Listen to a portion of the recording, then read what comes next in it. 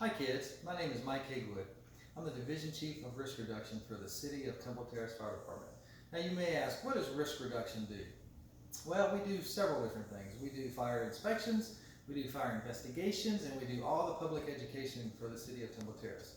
That's what I'm here to do tonight. So due to the recent COVID-19 pandemic, my team and I were not able to get to the local schools and do the annual fire blitz. So we're having to do this video instead. So please feel free to answer, play along, have family members play along. We're going to go over some very important stuff that everyone needs to know. So my first question is, do you ever play with matches and lighters? I hope that everyone answers no to that. So this is an example of a lighter and some matches. These are tools, not toys. These are for adults and for cooking or for heating, but they're never to be played with. So what if you have a friend or an older cousin or something that says, you know, I know how to safely use those. I can show you how to use those. You never want to use them. And if you find some matches or some lighters, you want to leave them where they're at, and you want to go talk to an adult and let an adult know, because matches and lighters start fires, and they're very dangerous. The next topic I want to go over is if there's smoke in your house, if the room fills up with smoke, you're going to want to stay low and you're going to want to crawl out. And the reason you're going to want to do that is because smoke, the worst smoke goes up and the freshest air is down below. So if you're crawling, you'll be able to see and have a clearer view, and it's where the freshest air is at. So you always want to stay low and crawl out. What should you do if your clothes catch on fire? There's going to be three very important things that you're going to need to do. The first one is you're going to need to stop what you're doing. You don't want to run. If you run, you give the fire more oxygen. Just like how you need oxygen to grow, fire needs oxygen to grow. And if you run, you're going to give that fire that oxygen that it needs to grow. So you want to stop what you're doing. That's the first one. You're going to drop to the ground. That's the second one. And you're going to want to roll. So stop, drop, and roll. So what the rolling does is it actually smothers the fire, and it puts the fire out. That's going to be your safest route to put your fire out. So always remember, stop, drop, and roll. Do you practice fire drills at school? I hope the answer to that is yes. Just like how you practice fire drills at school, you should practice them at home. During a fire, your job is to get out.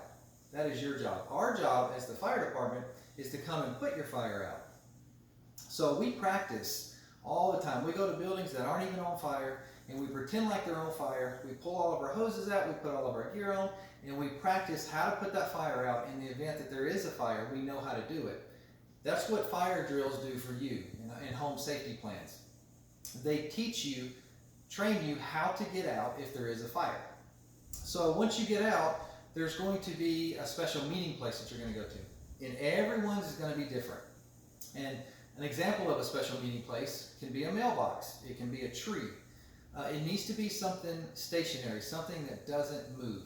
If it moves, it's not a good place to designate as a meeting place. It may not be there when you go out for the fire, so it needs to be something that is stationary. It's always there. We have a home escape plan, and we actually have this on our website. We have a link to where you can print a blank one off. So this you can practice with your family, and you can draw it however you want to, and make sure that everyone knows the meeting place. And down here you can see we have the meeting place as the mailbox. So there's a number that you're going to need to call in the event of emergency.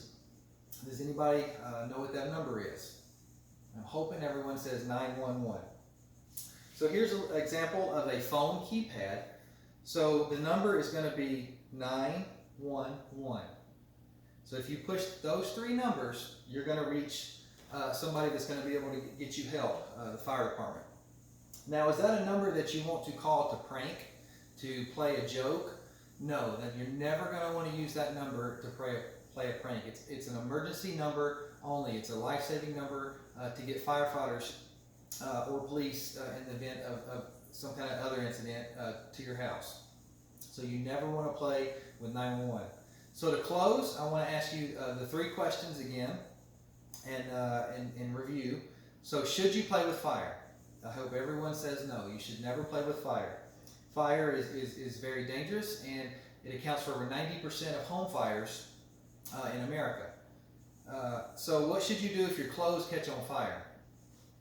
You're going to stop, drop, and roll. Remember those three things. It's very important to remember. And what's that number that you're going to want to call? Dial 911, just like we showed you on the keypad. 911.